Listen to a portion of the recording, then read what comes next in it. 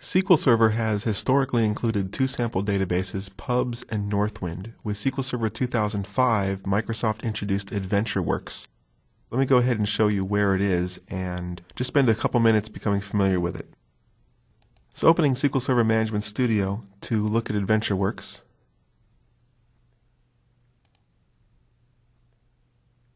Opening the databases, AdventureWorks tables.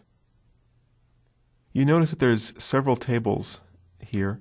Each one is categorized by a different schema. Here's human resources schema, the person schema, production schema. The problem with AdventureWorks is that it is highly normalized, almost over-normalized in some opinions. The benefit of AdventureWorks is that there's lots of data, so it's good for testing larger processes and indexes and performance tuning. If perchance you did not install AdventureWorks when you initially installed SQL Server, and that's easy to do because the AdventureWorks installation is actually hidden and you need to drill down and find it and actually specifically enable AdventureWorks. If you just say install all, it does not install. Let me show you where you can find it on the web.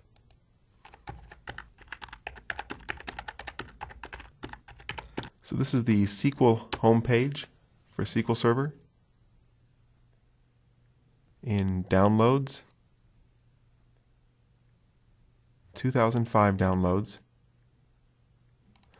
Scroll down to Sample Databases. There's several variations of AdventureWorks, both the OLTP database, which would be the normal transaction database, and the BI database. The one that is referenced mostly by books online is the OLTP database, and I would recommend installing the case-insensitive version. So if you download this file, go ahead and run it. It will create the database for you. There's one more thing you need to know. While it creates the database, it does not attach it to SQL Server. So what you need to do is either attach it through the GUI, or there's some code, and they list out the code right here. This is the spattach command. You can always grab this and just run it in one of the query examples.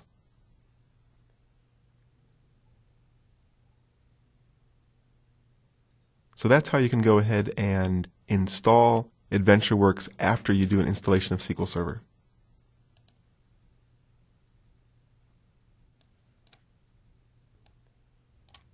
In the project files, sample databases, you'll see there's 4 other sample databases. These are databases that I've created that I've used both in my books and in my teaching. They're specifically tuned for demonstrating specific aspects of SQL Server programming. So let's go ahead and install those as well. The Aesop database is a collection of Aesop's fables, nice, short, succinct little stories that are great for full-text search. So let's install that one. Double-clicking on Create, Connect. This is then a script which, when executed, creates the database. You can see the query was successful, and if we refresh the database listing, there's Aesop's fables. Inside of it is just one table with some fables.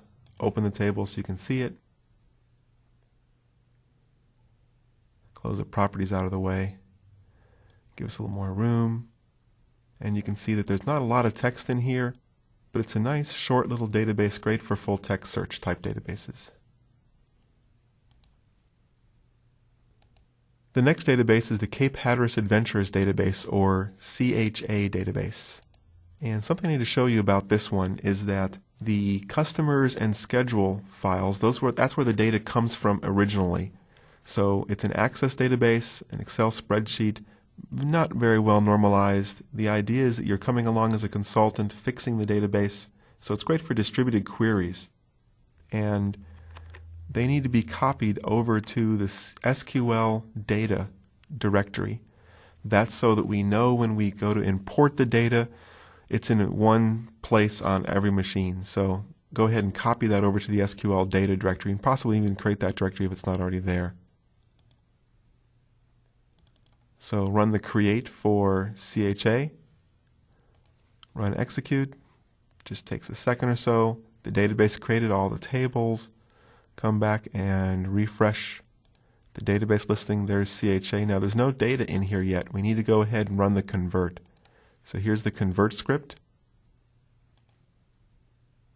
You'll notice that the convert script does pull the data in from the C SQL data directory. I've already copied the files over there. Execute the script, and it pulls all the data in and it normalizes it at the same time.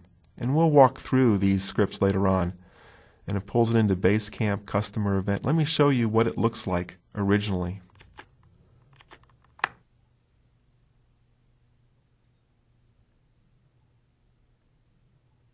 So looking in the customers access database, and go ahead and open it, show you the customers. Not a lot of data in here. Obviously it's denormalized for customer type, first name, last name. Not a lot of data, but it's the original access database. Close access, open the spreadsheet. The spreadsheet has primarily two ranges. The first one is the event code, the events, the tours, the guides. It's basically a schedule. The second range is a listing of participants as far as who actually attended each one of the events. And what the convert script did was pulled data out of these two files, put it into different normalized tables inside of SQL Server. And that's the Cape Hatteras Adventures database. The next database is the family database. Go ahead and run the script. The family database is 4 or 5 generations of one family. It's useful for showing a hierarchy type database with self-joins. And the last database is the OBX Kites database. OBX comes from Outer Banks, North Carolina. So run this create script, and then run the populate script. What's different about the OBX Kites database is that every call to the database is done through a data access layer or an abstraction layer using stored procedures. As you can see as I scroll through here, they're all execute stored procedures. So let's execute the script. Populates it very quickly. Just to check, we'll come back to Object Explorer and refresh the databases. And there's AdventureWorks, Aesop's Fables, Cape Hatteras Adventures, the family, the original Old Northwind, and OBX Kites. And those are the sample databases we'll be working with. So in this lesson we explored SQL Server architecture, looked at client-server architecture, the different components and features inside of SQL Server, looked at the different editions of SQL Server and what they're used for, and became familiar with the sample databases.